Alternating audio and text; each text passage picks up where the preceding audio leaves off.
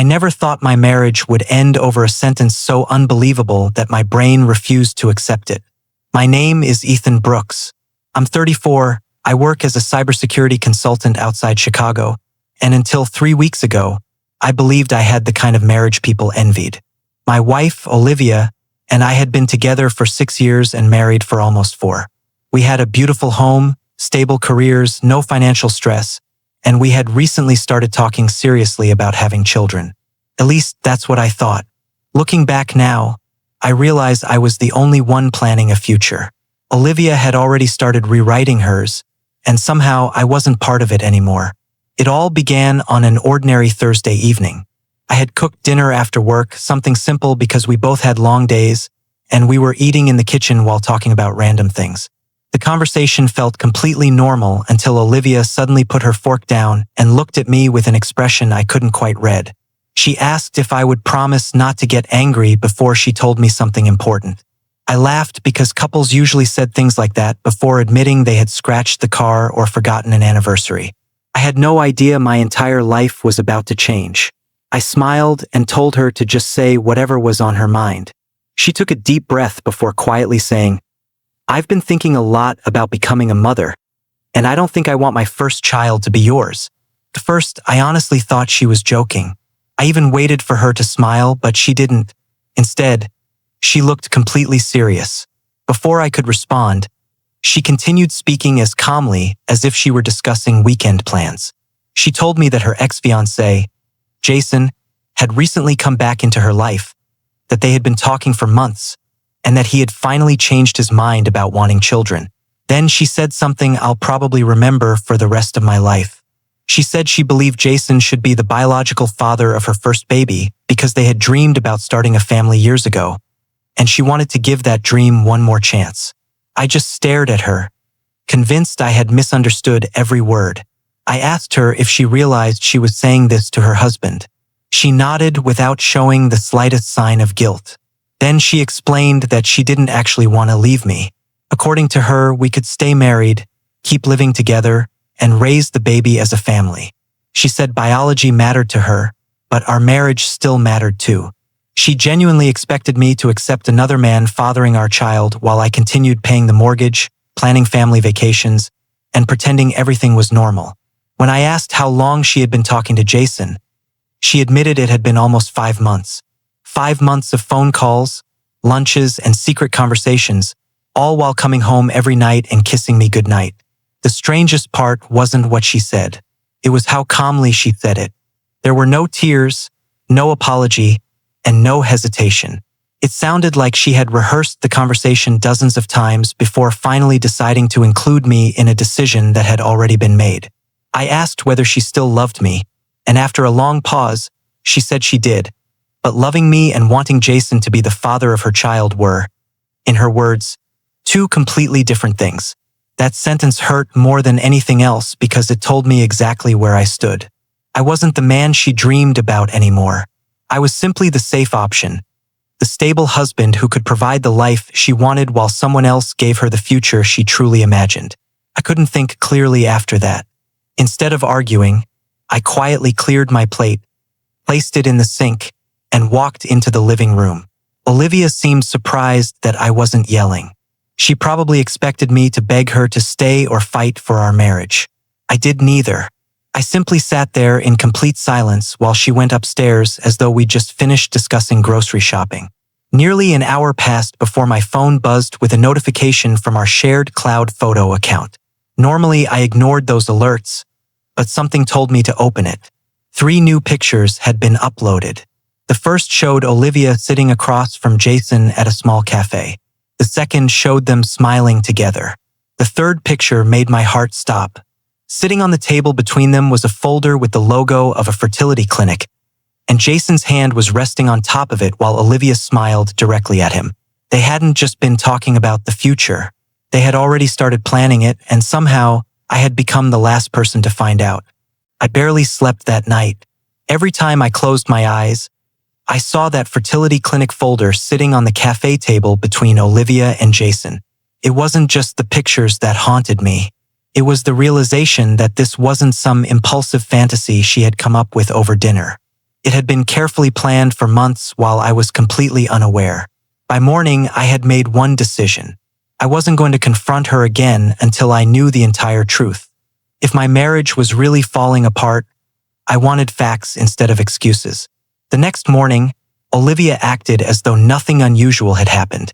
She kissed me on the cheek before leaving for work, asked if I wanted anything from the grocery store later, and even reminded me that we were supposed to have dinner with my parents the following weekend. Watching her switch so effortlessly between loving wife and someone secretly planning a future with another man made me question whether I had ever truly known her. I simply smiled, wished her a good day, and waited until she left the house before opening our shared phone records online. We had always shared accounts because there had never been a reason not to trust each other.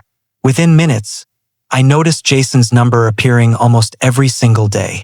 Some calls lasted only a few minutes, while others stretched past midnight. There were dozens of conversations during hours when Olivia had told me she was working or talking to her sister. Instead of confronting her, I started paying attention to every little detail. She suddenly cared much more about her appearance whenever she said she was meeting friends. She bought new dresses without mentioning them. She started wearing the perfume I had given her years earlier, but only on certain afternoons, never when we went out together. Even stranger, she became protective of her phone. For years, she'd leave it lying on the kitchen counter without a second thought. Now it never left her hand, and the screen was always turned away whenever I walked into the room. Every small change seemed harmless by itself, but together they painted a picture I could no longer ignore. 3 days later, I got another unexpected answer. One of my coworkers happened to mention seeing Olivia downtown during his lunch break. He smiled and joked that he hadn't wanted to interrupt our double date. I asked what he meant, pretending to be confused. He casually replied that she'd been having lunch with another guy at an Italian restaurant and assumed it must have been one of our friends. My stomach tightened, but I forced myself to stay calm and simply thanked him. He had no idea he had just confirmed my worst fears. That evening, Olivia came home unusually cheerful. While we were eating dinner, she suddenly mentioned that she needed to visit a medical office the following Friday for a routine women's appointment. She avoided eye contact as she said it, and something about her voice sounded rehearsed. I simply nodded and told her I hoped everything was okay.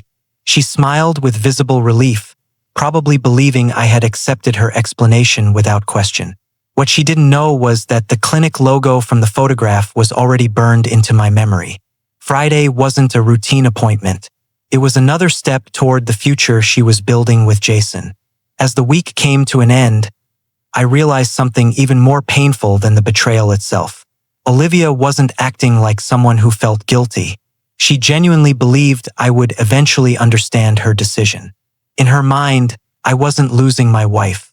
I was simply adjusting to a new arrangement where another man would give her the family she'd always wanted while I continued providing the comfortable life she never intended to leave behind. That was the moment something inside me changed. I stopped thinking like a heartbroken husband and started thinking like someone who needed to protect everything he had spent years building. From that day forward, I made myself one promise.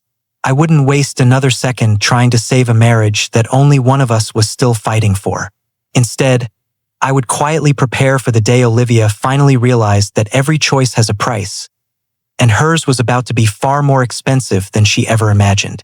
The following Monday, I left work early, but instead of driving home, I parked across the street from the fertility clinic that appeared in the photos. I wasn't there to make a scene or confront anyone. I just needed to know whether my instincts were right. About 20 minutes later, Olivia's car pulled into the parking lot. A few moments after that, Jason arrived in a black SUV. They didn't arrive together, but they walked into the building side by side like two people who had done this before. Neither of them looked nervous. They looked comfortable, familiar. Watching my wife smile at another man outside a fertility clinic hurt more than I can describe. It wasn't jealousy anymore. It was acceptance. Whatever marriage I thought we still had existed only in my imagination. I waited until they left nearly 2 hours later.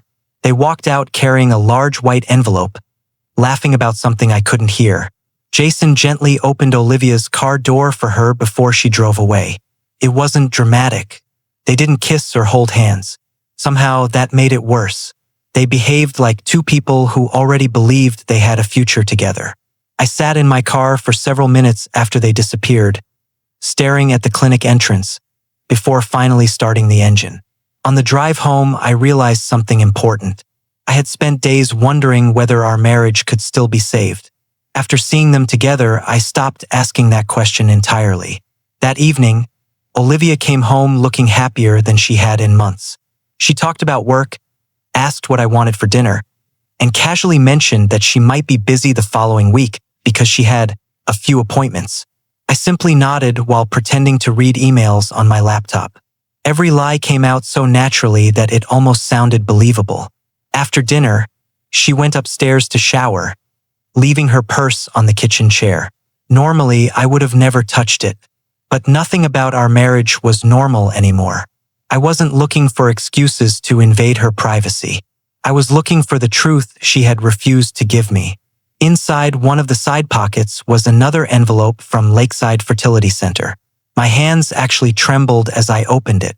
It wasn't just a consultation summary. It contained a complete treatment plan. The paperwork listed Olivia as the patient and included several scheduled appointments over the next 6 weeks. At the bottom of one page was a section labeled Known Donor Information. The name written there wasn't mine. It was Jason Miller.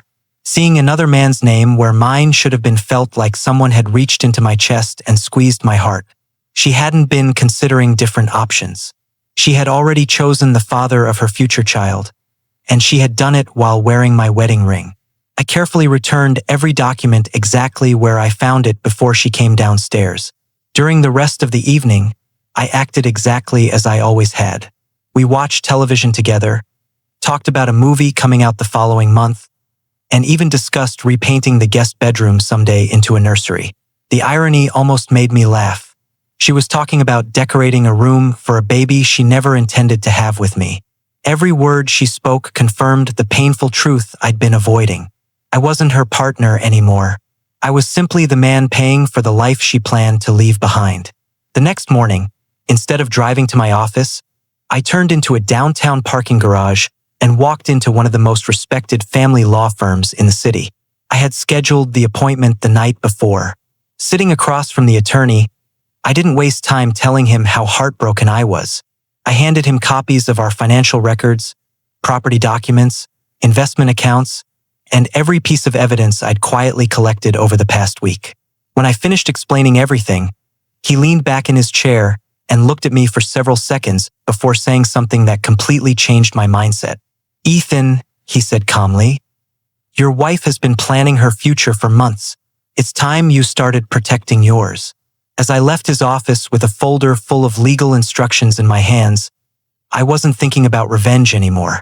I was thinking about survival. And for the first time since Olivia shattered my world, I finally had a plan. Over the next 2 weeks, I followed every instruction my attorney gave me without telling a single person what was happening. I opened a new checking account in my name, redirected my paycheck, changed every important password I owned, and made digital copies of every financial document connected to our marriage. The hardest part wasn't the paperwork. It was pretending everything was normal every evening when Olivia came home. She would ask about my day, laugh at television shows with me, and occasionally mention how excited she was for everything that's coming. Every time she said those words, I wondered whether she realized she was talking about a future that no longer included me. One Friday evening, Olivia walked into the living room carrying 2 glasses of wine and sat beside me on the couch. She looked unusually relaxed, almost relieved. After a few minutes of small talk, she finally admitted that she and Jason had officially started the fertility process. She spoke as though she expected me to congratulate her. She explained that the doctors were optimistic and that if everything went according to schedule, they could begin treatments within a few weeks. Then she reached over, held my hand, and said something that made my stomach turn. She told me she hoped I would still be there when the baby was born because, in her words, I would make an amazing father even if I wasn't the biological one. I looked into her eyes, searching for some sign that she understood how cruel those words were. But all I saw was complete confidence. She honestly believed I would accept the role she had assigned me. Instead of arguing, I asked her a single question. "Have you told Jason exactly how you expect this to work?" She smiled and said they had discussed everything. According to her, Jason wasn't interested in raising a child full-time. He simply wanted the chance to have a biological son or daughter, while she wanted the stability and security of the life we had built together. She said everyone would benefit from the arrangement if we behaved like mature adults.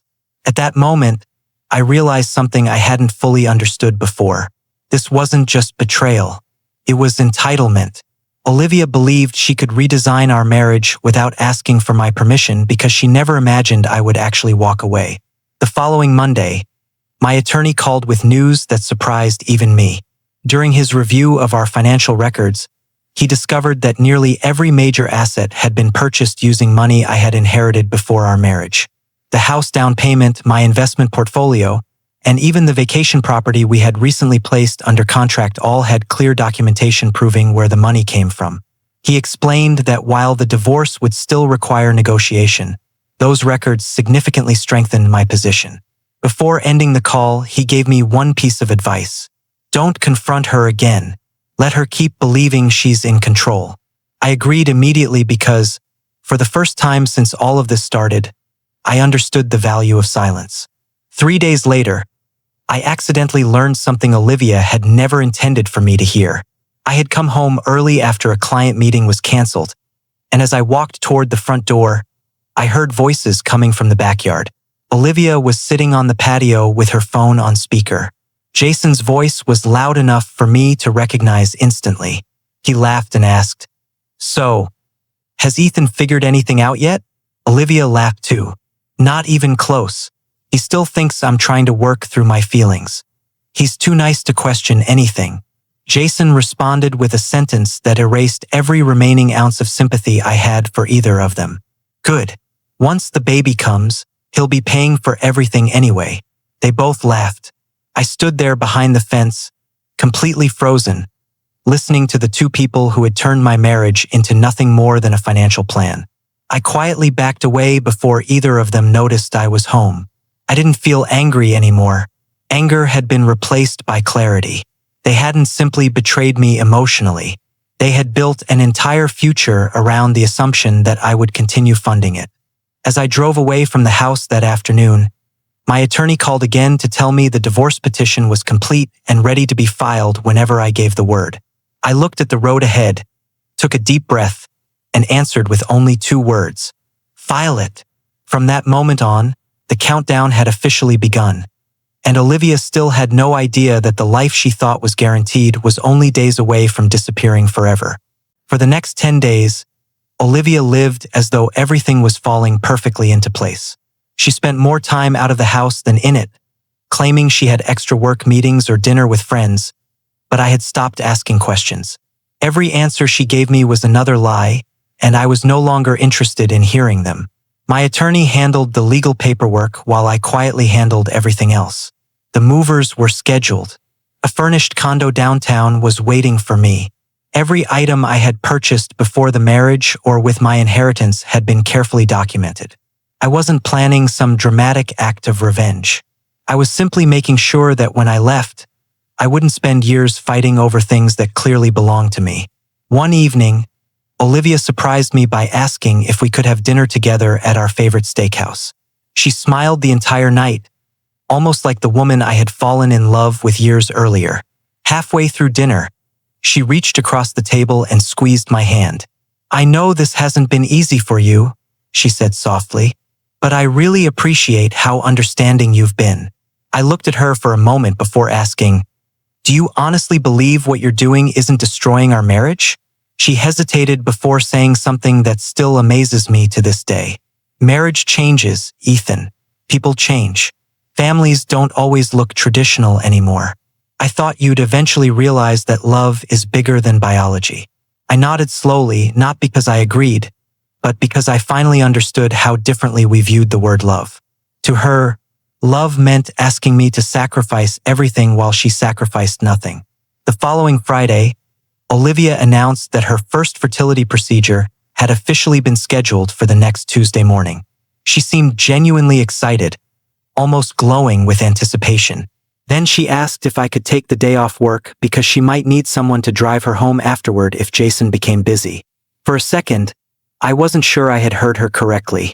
She expected the man she had replaced to become her backup driver in case her new partner had other plans.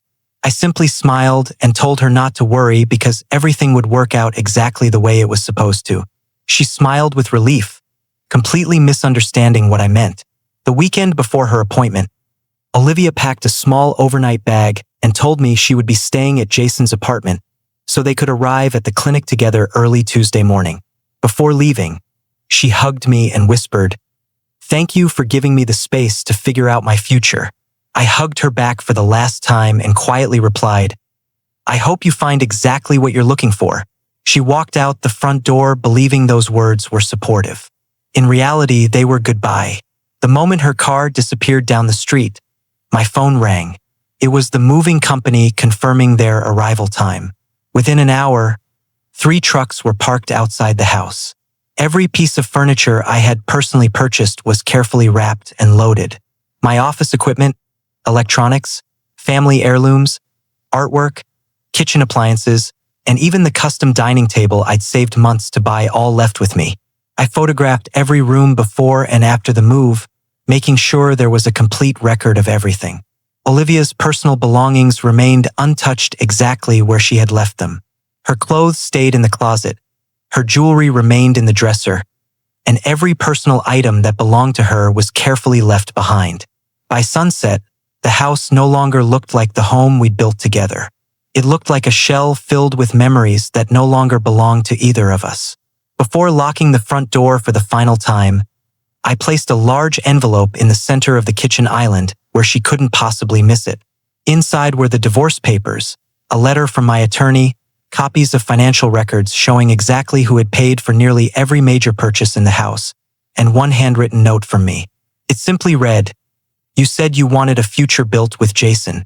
I refused to stand in your way. From this moment on, that future belongs entirely to the two of you. Everything I earned, built, and protected is leaving with me just like I am. I truly hope it was worth it." I looked around the empty house one last time, switched off the lights, locked the door, and drove toward my new condo. For the first time in weeks, I didn't feel heartbroken. I felt free. The only thing left was for Olivia to come home and discover that the comfortable life she thought would always be waiting for her had quietly disappeared overnight. Tuesday afternoon, I was sitting in my new condo putting together a bookshelf when my phone finally started ringing. I looked at the screen and saw Olivia's name. I didn't answer. The call ended, then another came, followed by another.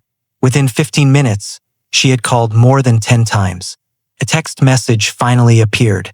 "Ethan, where are you? Why is the house empty?" I read it without replying. Another message followed almost immediately. "Please answer me. Everything is gone. What did you do?"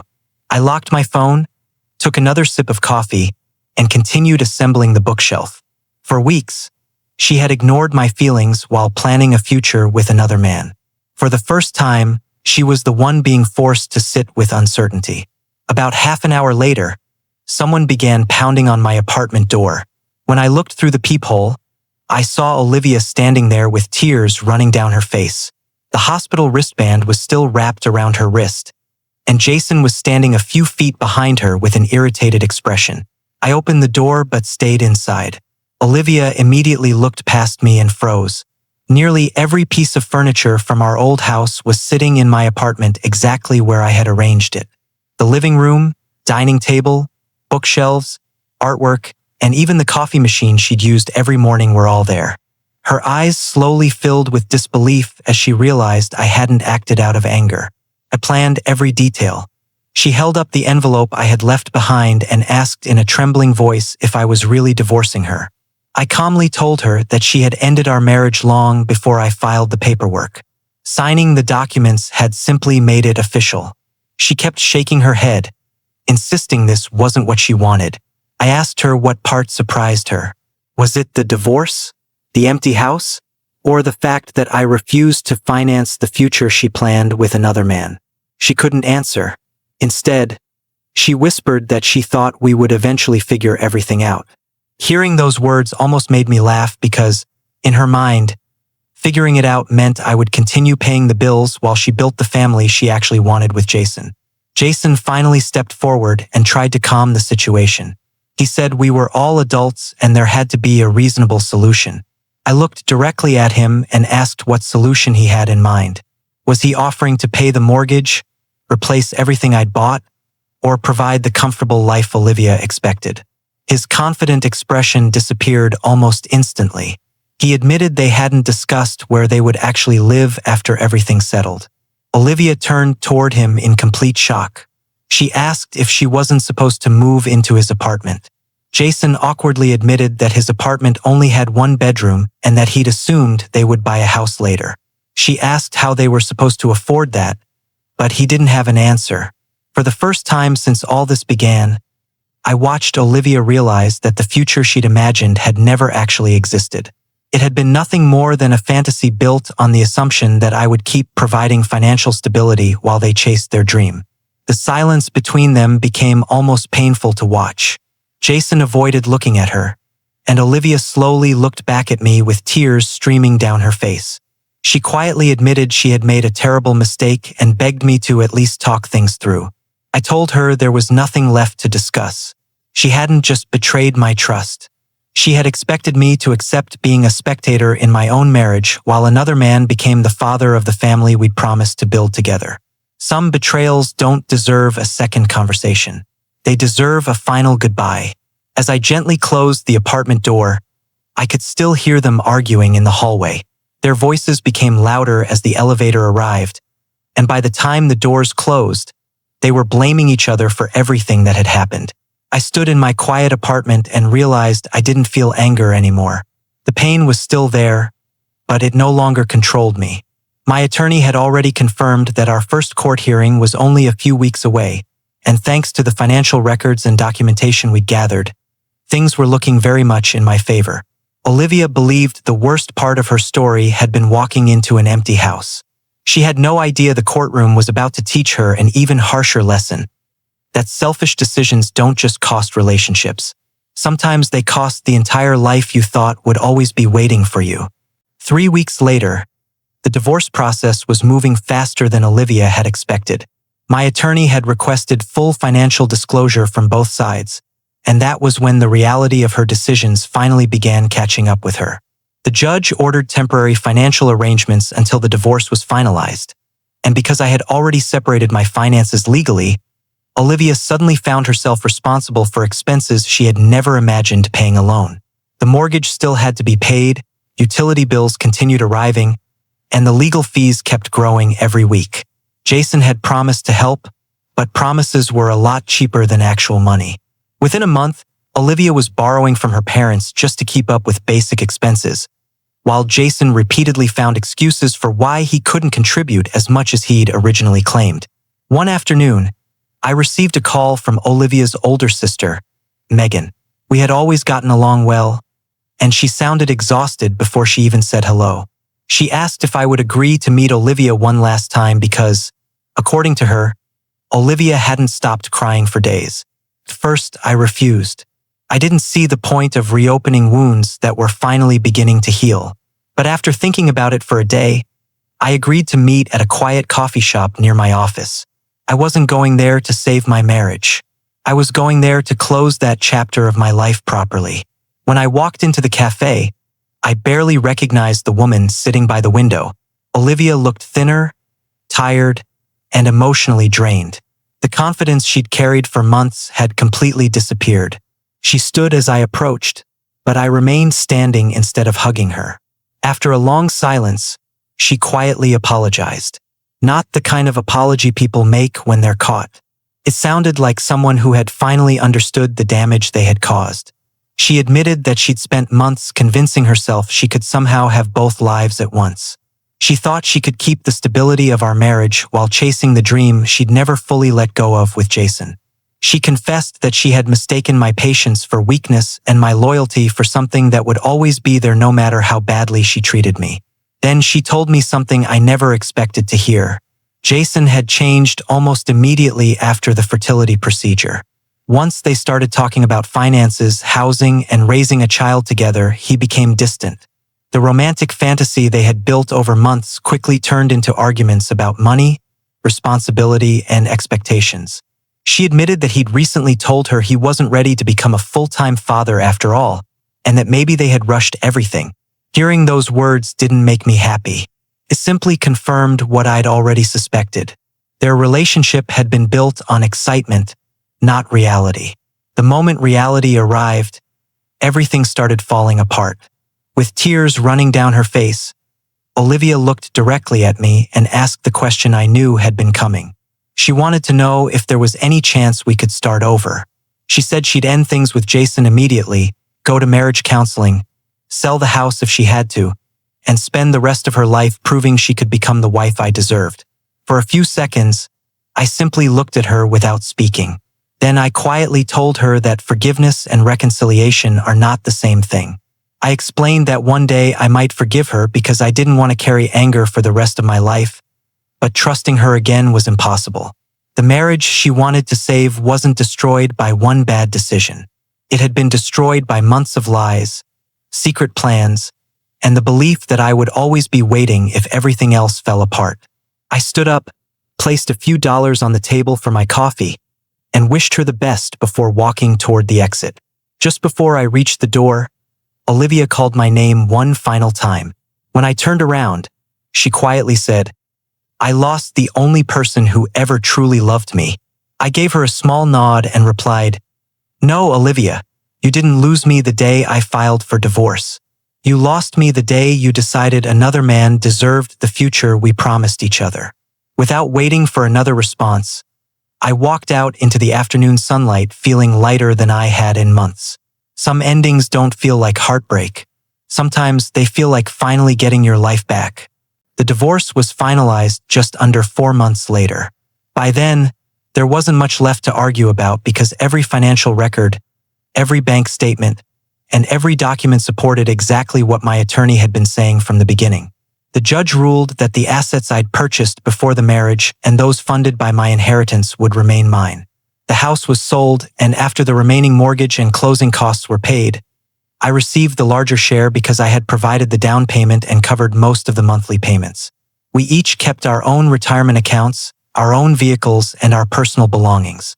Olivia didn't receive the financial future she'd expected. She walked away with far less than she'd imagined, while I walked away with something far more valuable than money. I walked away with peace. Life slowly started feeling normal again. I threw myself into work, accepted a promotion I'd been putting off, and finally bought a modern condo overlooking the river. Every piece of furniture inside it belonged to me, every decision was mine, and for the first time in a long time, my home actually felt peaceful. I also started seeing a therapist, not because I was falling apart, but because I refused to let someone else's betrayal define the rest of my life. Healing wasn't quick, but it was honest. Every week became a little easier than the one before it. Through mutual friends, I occasionally heard updates about Olivia and Jason, even though I never asked. Their relationship had become exactly what I'd expected once reality replaced fantasy. They argued constantly about money, responsibilities, and the future. The excitement that had brought them back together disappeared once everyday life took over. A few months after the divorce, Jason ended the relationship completely. According to one friend, he admitted he wasn't ready for marriage or children after all. The same man Olivia believed was her second chance simply walked away when life became inconvenient. Ironically, she lost both the husband who truly loved her and the man she had risked everything for. One evening, nearly 8 months after the divorce, I was leaving a bookstore when I heard someone call my name. I turned around and saw Olivia standing across the parking lot. She looked different, not because of her appearance, but because the confidence she once carried had completely disappeared. She slowly walked over and asked if we could talk for just a minute. I agreed. She told me she had been thinking about everything that happened almost every day and that losing our marriage had forced her to confront the kind of person she'd become. She admitted she had spent so much time chasing an old fantasy that she stopped appreciating the real life we had built together. Then she quietly said something that stayed with me long after the conversation ended. "I thought happiness was somewhere else," she whispered. "I didn't realize I was already living it." For the first time since our marriage ended, I believed she was being completely honest. I wished her well, told her I genuinely hoped she found peace, and then walked back to my car. There was no anger left inside me. There was no desire for revenge anymore. Some people expect stories like this to end with dramatic speeches or public humiliation, but real life rarely works that way. Sometimes the greatest consequence isn't losing a court case or a house. It's waking up every morning knowing you traded something real for something that never truly existed. Looking back now, I don't hate Olivia. I simply accept that not everyone who promises forever is capable of keeping that promise. Trust, once broken, doesn't magically return because someone regrets their choices. Love without loyalty is just emotion, and a marriage without respect is only a legal document waiting to be signed away. If I learned anything from this experience, it's that walking away isn't always giving up. Sometimes it's the strongest decision you'll ever make. The day Olivia chose another man to build her future with, she believed I would always be there if things fell apart. She was wrong. I quietly walked away with everything that truly mattered: my self-respect, my future, and the chance to build a better life with someone who would never ask me to stand in the shadow of another man.